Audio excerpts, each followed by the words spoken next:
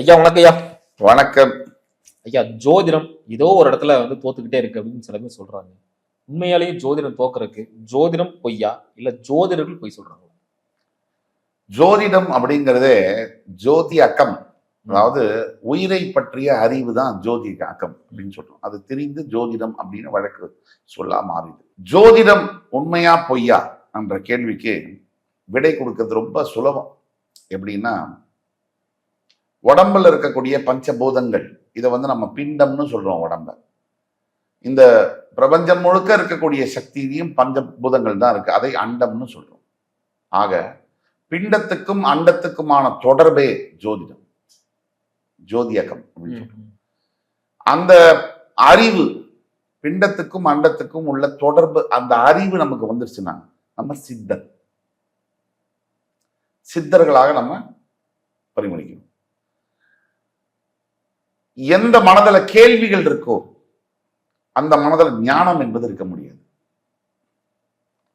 எந்த மனதில் அறிவு என்பது வேறு, ஞானம் என்பது வேறு. அறிவு என்பது தகவல், இன்ஃபர்மேஷன் மட்டும் ஸ்டோர் பண்ணிக்கிறது அறிவு. ஞானம் என்பது உணர்வு. ஞானம் என்பது வேறு.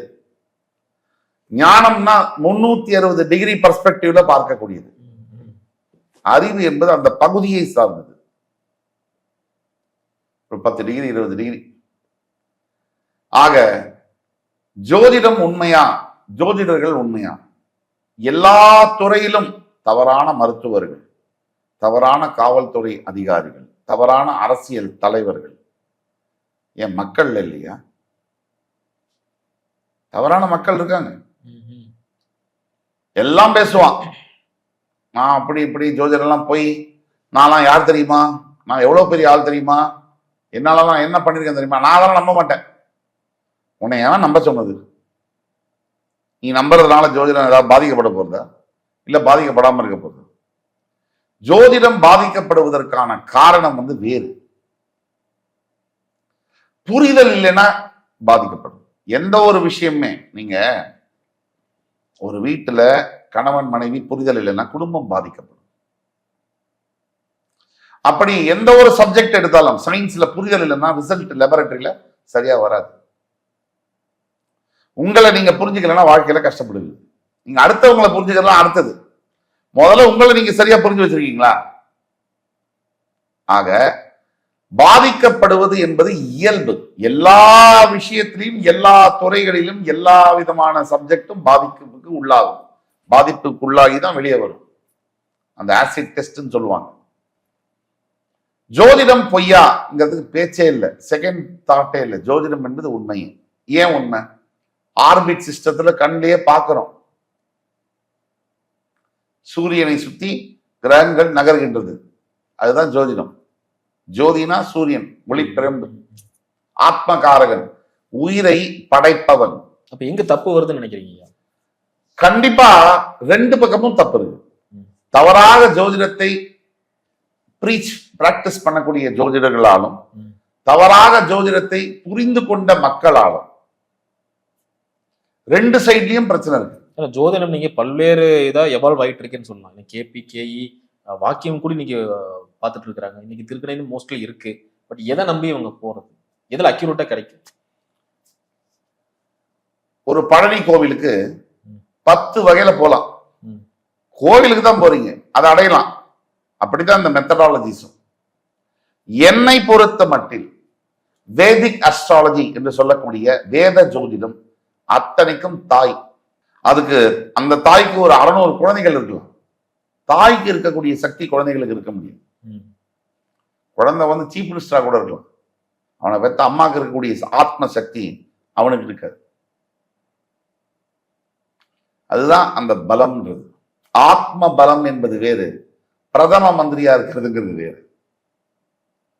திருக்கணிதனை சொல்றது வேத ஜோதிடத்துல நான் நம்புவது வாக்கியம். வாக்கியம்னா என்ன, திருக்கணிதம்னா என்ன? பல பேருக்கு குழப்பம். வாக்கியத்தை நம்புறதா, திருக்கணிதத்தை நம்புறது. வாக்கின் மூலியமாக மனிதனுக்கு ஈர்ந்தது கடவுள். வாக்கின் மூலமாக மனிதனுக்கு கொடுத்தது வாக்கிய பஞ்சாங்கம். முருகப்பெருமான் அகஸ்தியருக்கு கொடுத்தது. திருக்கணிதம் சைவ முறையினருக்கும் வைணவ முறையினருக்கும் ஏற்பட்ட சண்டை காரணமாக வைணவ மதத்தில் இருக்கக்கூடிய ஜோதிடர்கள் 10 பேர் சேர்ந்து கதவை அடைச்சுக்கிட்டு வாக்கியத்தில் இதெல்லாம் தப்புன்னு திருத்தி அமைச்சது கணிதத்தின் அடிப்படையில். அது திருக்கணிதம். வைணவ ஸ்தலங்கள் என்று சொல்லப்படுகின்ற ஸ்ரீரங்க சுவாமியிலிருந்து எல்லா பெருமாள் கோவில்களிலும் திருக்கணித பஞ்சாங்கமும், சனி ஈஸ்வரன் பெருமாளா ஈஸ்வரனா ஈஸ்வரன். அப்போ ஈஸ்வரன் சம்பந்தப்பட்ட சைவ திருமுறைகள் சம்பந்தப்பட்ட அத்தனை கோவில்களிலும் வாக்கிய பஞ்சாங்கமும் ஃபாலோ பண்ணப்படுகிறது. போன வருஷம் மார்ச்ல 29ஆம் தேதி என்னோ சனி பயிற்சின்னு சொன்னாங்க திருக்கணிதப்படி. சனீஸ்வரன் கோவில் ஏதாவது நடந்துச்சா? இந்த வருஷம் நடக்குது. இந்த வருஷம் மார்ச் 6ஆம் தேதி விமரிசையா நடக்கும்.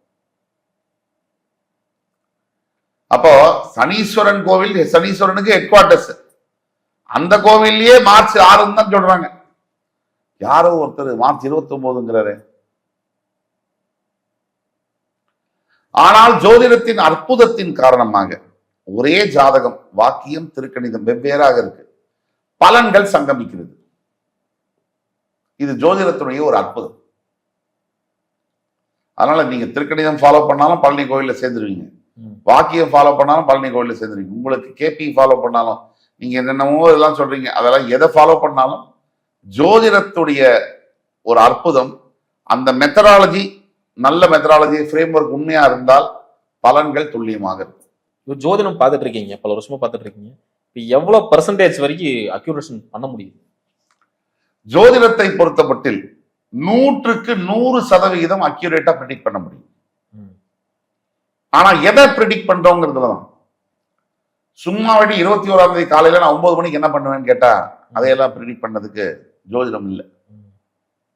முக்கிய நிகழ்வுகளை, கல்வி, திருமணம், குழந்தை பேரு, மரணம், 100% கிடைக்குது அக்யூரேஷன், 100% கிடைக்கும். நான் ஒரு சின்ன ஒரு விஷயத்தை பகிர விரும்புறேன். பல பேர் கன்சல்டேஷன் பண்ண என்னுடைய அனுபவத்துல ஒவ்வொரு நாளும் ஜோதிடர்கள் முனைஞ்சு நல்ல பலனை சொல்லணும் தான் பண்றாங்க.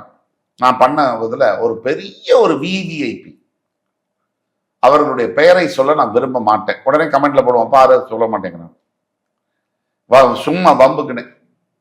எனக்கு தேவையில்லை. அவங்களுக்கு தனிப்பட்ட டேட்டா பிரைவசின்னு இருக்கும். அந்த லேடி என்கிட்ட ஜாதகம் பார்க்க வந்தாங்க டி நகர்லேருந்து.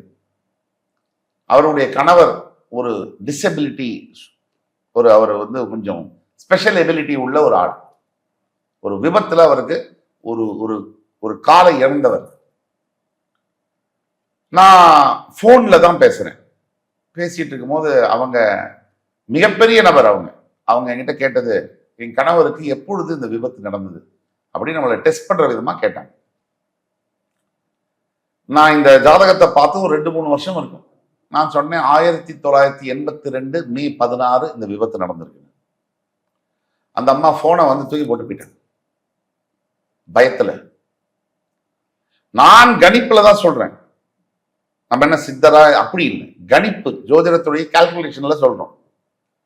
ஆனா அது 100% உண்மை. அவங்க என்கிட்ட கேட்ட வார்த்தை, நீங்க யாரு, எப்படி உங்களால வந்து அந்த டேட்டை முதல் கொண்டு கணிக்க முடியுது? காரணம் தசா புக்தி அந்தரங்கள். இதை கணிச்சது நான் இல்லை, எனக்கு ஜோதிடம் சொல்லி கொடுத்த, ஜோதிடத்தை கலையை ஊற்றுவித்த மிகப்பெரிய சித்தர்கள். நாம அதை பார்த்து படிச்சு ஜெராக்ஸ் காப்பி எடுக்கணும். ஆக ஜோதிடத்தால உண்மை, ஜோதிடம் என்பது இது எல்லா துறையிலும் இருக்கிற மாதிரி ஜோதிடர்கள்ல சில பிரச்சனைகள் இருக்கு, அது எல்லா துறையிலும் இருக்கும். ஆனால் நாம் ஜோதிடத்தை எப்படி அணுகுகிறோம்? மேஜிக் பால் மாதிரி சுவிட்ச் அமுத்தினா லைட் வரும் எல்லாம் நம்ம அணுக முடியாது. நாம ஜோதிடத்தை பயபக்தியுடன் ஒரு நேர்த்தியா அணுகும் பொழுது அதனுடைய பலன்கள் நம்மால் பார்க்க முடியும். சிறப்புங்க, அற்புதமா சொன்னீங்க. மீண்டும் அடுத்த காணொளியில் சந்திக்கிறீங்க. வணக்கம்.